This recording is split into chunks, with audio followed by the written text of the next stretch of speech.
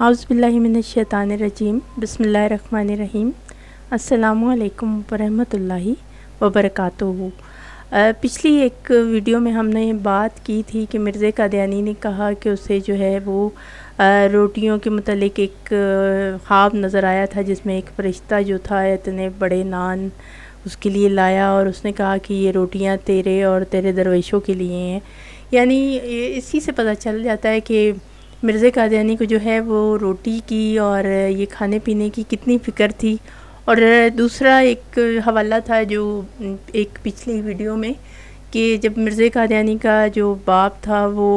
بستر مرگ پہ تھا اور اس کو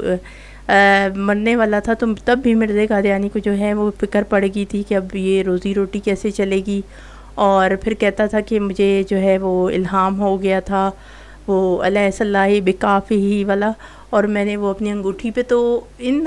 باتوں سے بھی ہمیں پتہ چلتا ہے کہ مرزا قادیانی جو تھا اس کو ساری زندگی روٹی اور کھانے پینے اور پیسوں کی فکر تھی۔ تو اب ایک اور مرزا قادیانی کا حوالہ ہے جو اس کے بچپن کا ہے، پچھلی ویڈیو میں ایک اس کے بیٹے کے بچپن کا تھا۔ اب جب باپ ایسا ہے تو وہ بیٹا پھر ظاہر ہے اسی قسم کا اس کا ہونا تھا اور اس کی اولاد بھی ویسی ہونی تھی۔ اب یہ حوالہ بھی سیرت المہدی سے ہے اور پہلے حوالہ دیکھ لیتے ہیں۔ اب یہ جو حوالہ ہے یہ سیرت المہدی کا صفحہ نمبر 247 ہے، جلد دویم ہے اور حصہ پنجم ہے، اور جو حوالہ نمبر ہے وہ ہے 1429 کا۔ اب یہاں پہ مائی رکھی صاحبہ ککے زئی فیض اللہ چک خادمہ والدہ نذیر نے بواسطہ لجنہ اما اللہ قادیان بذریعہ تحریر بیان کیا۔ مائی راجی جولاہی جو پہلے زمانے میں روٹیاں پکایا کرتی تھی،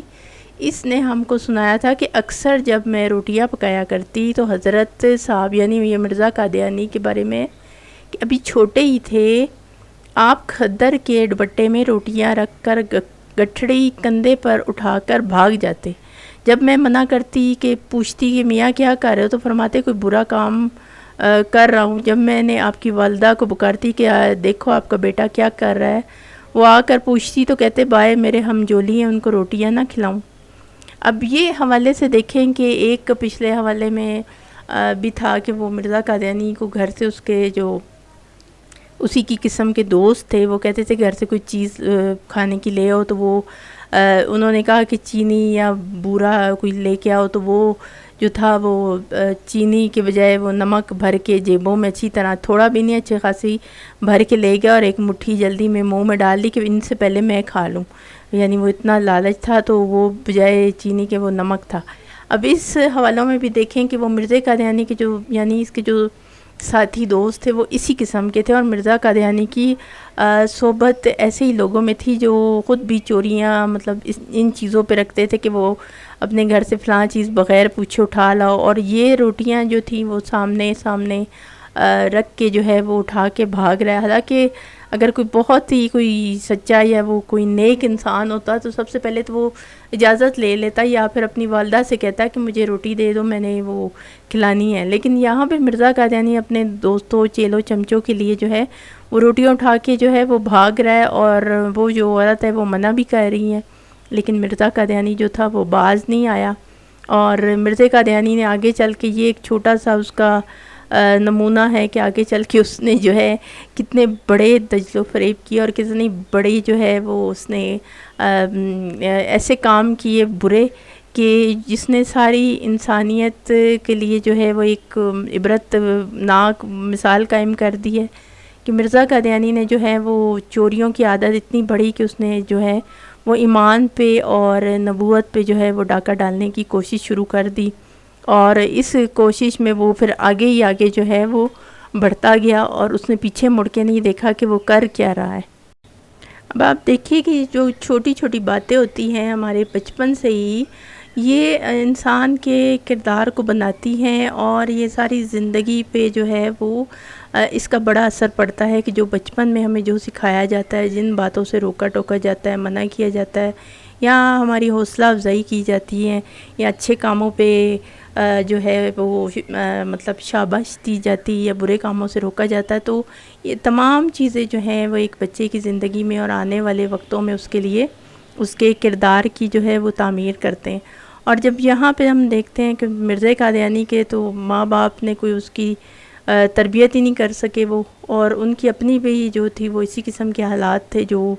نماز روزے کی کوئی ان کو فکر نہیں تھی، اور بلکہ الٹا وہ لوگوں سے جب وہ کوئی مولانا نے پوچھا مرزا کے باپ سے کہ نماز، تو وہ پیچھے ہی لڑنے پڑ گیا۔ تو یہ حالات تھے مرزا قادیانی اور اس کے خاندان کے،